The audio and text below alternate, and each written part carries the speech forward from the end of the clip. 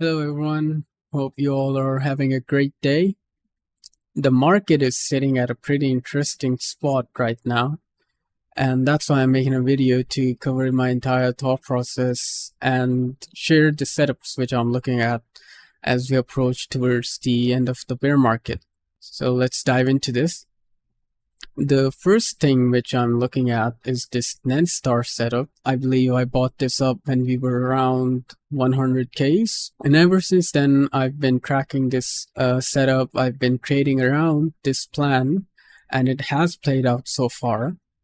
What I was looking for is something similar to what we have seen in all of our previous bear markets. We usually see somewhat of an ABC correction. That ABC correction is then followed by an impulse towards the upside, a 5-wave impulse towards the upside. So I personally was expecting the bear market bottom to form somewhere around 41K to 37K region. The reason why I was eyeing on this specific zone is simply because that's what we have done historically. If you look at the previous cycles, we always retrace below the 0.8% fib level. This fib is marked from the previous bear market low to the previous bull market high, right? So if we measure a fib from those two swing points, we get this 0.8% retracement. And every time in the bear market, we have roughly tapped into this 0.8 fib level. For example, here in 2014, we tapped the 0.86 fib level.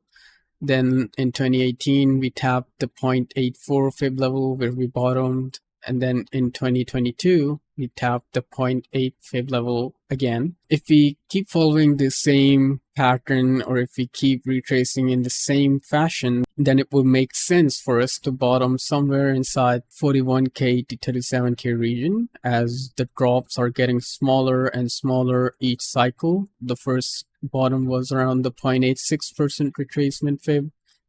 The second one was around the 0.84 retracement. Then the third one was at the 0.8% retracement. So now the fourth one could be somewhere around 0.764 down to the 0.88 fib. So that was the initial plan I had going into the bear market when we were at 100Ks. But now I am seeing some signs that are pointing towards the bottom being in. I have shared those confluences in my previous post, but now I'm collecting all of that chunk together and compressing it in a single video so that everyone knows what I'm looking for and what are the signs which are pointing towards the bottom being in. So the first thing I'm looking at is the structural behavior of a standard bear market. So the smart money idea in a bear market is to accumulate a lot of liquidity at the lows, right? So what we are seeing here is every time we mark a low, we go for a pullback, and then on the revisit, we take that liquidity and eventually push lower. We don't sweep the previous lows before a pullback. We have seen this countless times in the previous bear markets. We saw it in 2011, 2014, same thing. We marked the low, went for a small pullback, and then pushed through it on revisit. Then we marked the next low, same thing. We went for a pullback and then pushed through it on revisit. All right, so the same thing happened in 2022, and the same thing is happening in the 2026 cycle as well, where we created our first wick low at 103, went for a pullback, and then we pushed through that initial low, creating the new low at 80K before going for another pullback towards 97K region. And then again on revisit, we did not respect the previous low and just nuked through it and marked the next low at the 59K region. The interesting thing in this pattern is that every time we have swept the previous low and bounced from it, it has coincided with the bear market bottom. So for example, in 2011, we marked the local low here at $2.04.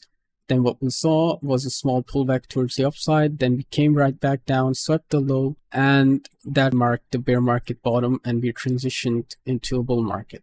We saw the same thing in the 2014 cycle, where we saw our initial wick low being formed at $166. Then price went for a small pullback and then came right down to sweep that previous low, held it after the sweep, and then we transitioned into a bull market.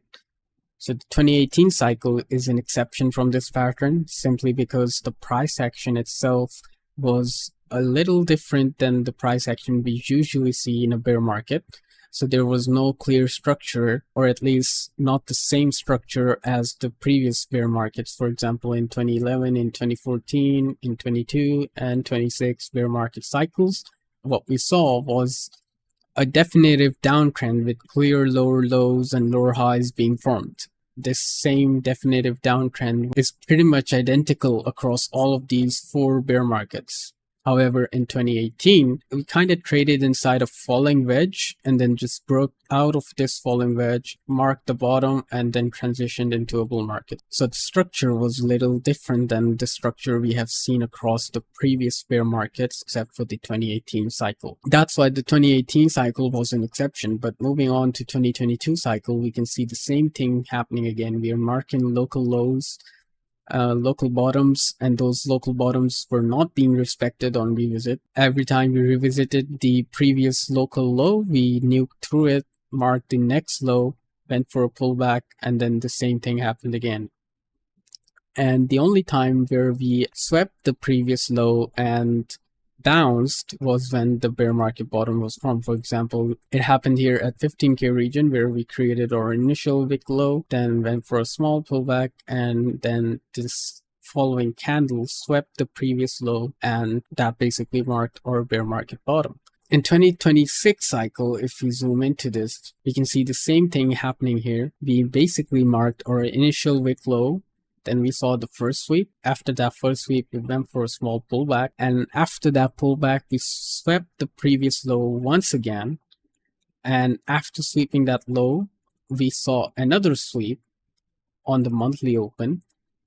So basically, we swept the local lows 3 times before going for a pullback. Now, if you're looking at the same thing as me, it's quite evident that these sweeps only happen or only occur when we are marking the bottom. Every time we have bounced after sweeping a previous low, it has marked a bear market bottom. So this is something I am keeping a close eye on. It's a little confluence which points towards the bottom being in. However, this is not the only thing which I'm observing, which brings me to the next chart. What I'm looking at here is simply the market structure. So in bear markets, we see one change of character and then one break of structure. And the moment we get the break of structure, we basically mark the bottom on that break of structure. So our change of character for this cycle was at 80.6K, and then the break of structure printed at 59.8K because previous monthly candle closed below the previous low we created in February. So now this is something which we have seen across all of the previous bear markets. We never got more than one break of structure on monthly chart in any bear market. So this is another reason why I believe the bottom is in. Now we are basically repeating the exact same price action from 2022 bear market. For example, here we created our all-time high, then our first local bottom, first local top, second local bottom, second local top, and then our bear market bottom. Same thing's happening here. First, the all-time high we printed here, first local bottom, first local top, second local bottom, second local top, and now this should be our bear market bottom. So the structure itself is pretty similar to the previous cycle structure. Now, if you look at the retracement values from a harmonic pattern perspective, you'll see that in 2022 bear market, we saw wave D extending into the 1.3 fib extension, which is drawn from your wave B to wave C. So your wave D basically ended up in the 1.3 extension of B to C. And in 2026 cycle, we are seeing the exact same thing repeating again, where your wave D is completing at the 1.3 extension again. This extension comes from the fib drawn from wave B to C. So this is another little confluence which I'm observing here, another small similarity between the previous cycle and the current cycle. Now moving on to the daily time frame. Here I am simply looking at liquidity. And if you look at the structure, we saw an impulsive sell-off at the start of June, which marked our local bottom here at 59K. After that local bottom, we saw a pullback into the 67.2K region. Now we had a major imbalance right above this 67.4K wick high, which we front ran and dumped right back to the downside, where we swept the lows once again, followed by another sweep at the start of the current monthly open. Now after the sweep of the low, we saw price pushing towards the upside for almost an entire month. We did create some liquidity in between the structure, but there is not a lot of external structure liquidity towards the downside as of now. The external liquidity sits more towards the upside. What I mean by external liquidity is simply the liquidity which is sitting right above the range or right below the range, right? So this is our range. Anything in between this blue box will be considered as internal structure, and anything outside this box will be considered as external structure. So far, we have seen multiple sweeps of the lows, of the external structure lows, but we haven't seen those sweeps towards the upside yet, meaning that the external structure liquidity towards the upside is still not taken. Now, that is another reason for me to expect continuation towards the upside, because there is simply more liquidity stacking above the range which we are currently trading inside. Now we do have some internal structure liquidity which sits between this 62.2K down to the 60.6K region. And I believe that this liquidity zone will be taken out in the start of the next month.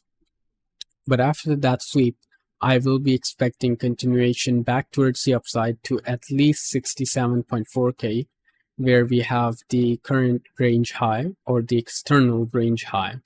Now, even if we are going lower into the 54K regions, which is the next higher time frame liquidity zone from my perspective, we still first need to take out this external liquidity which is sitting at the highs.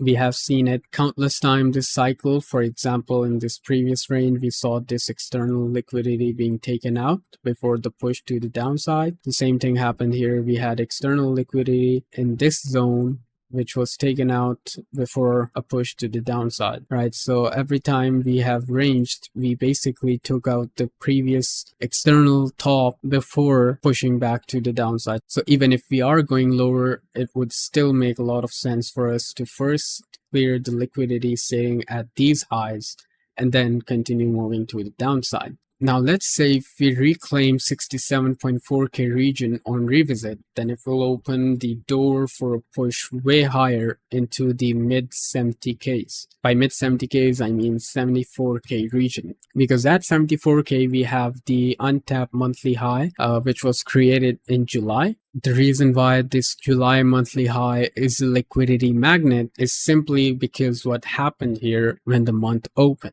So if you look at this candle, this is the daily candle we printed on the 1st of July. Right after the monthly candle opened, we saw an impulsive move to the downside. Now, this sell-off created a lot of liquidity towards the upside because it was basically a one-sided move right after a month opened. Now, these kind of moves create a lot of imbalance, and that imbalance zone is definitely going to get filled if we reclaim 67.4K region on revisit. Now, another important thing to mention here is that we broke out of a falling wedge on the daily. Falling wedges are bullish reversal patterns when they appear at the bottoms. We saw multiple sweeps of the lows, followed by a breakout from this falling wedge, and we can see the price respecting the breakout quite nicely on revisit. Now, we also had this anti-shark printed on this drop, and so far we have seen the price holding above wave B. Now, a rule of thumb with harmonic patterns is as long as price is above wave B, we are bullish, and once we are below wave B, we are bearish. So as of now, we are holding above wave B. We can see price respected wave B more than once on revisit. And what I'm looking for now is a wave 2, which completes somewhere around this 0.5 and 0.618 region, followed by a push all the way back up to the 67.4K zone. If we reclaim 67.4K, then it will open the door for a push all the way up to 1.618 standard wave 3 extension. And this zone also lines up with the previous liquidity which we created, as well as some of the higher time frame fib zones. So this is a target for me in the upcoming month if we manage to reclaim 67.4k region. Now, if we lose this 0.5 and 0.618 support zone, then I believe we will be seeing another push to the downside, possibly extended all the way below 57k and pushing the price down into the 54.5k region. There is a chance we bounce from 59.5k. However, I will be careful with longing that area because it could easily be turned into liquidity. So for potential swing longs, I'm currently observing the reaction in this 0.5 and 0.618 pocket in the start of the next one. If we see bulls holding up here, then I will look for a long targeting 67.4k and potentially aiming for a push all the way up into 74k region. So that's my overall thesis and my outlook on the current price action. The reason why I added to my spot position here is simply because we have signs that are pointing towards the bottom being in. And if the bottom is in, then I believe that this 62k down to the 60k region is going to be a decent buying zone for the long term. We are already down 54% from the all-time high. And even if we see another push to the downside, it would likely be somewhere between 10 to 20%.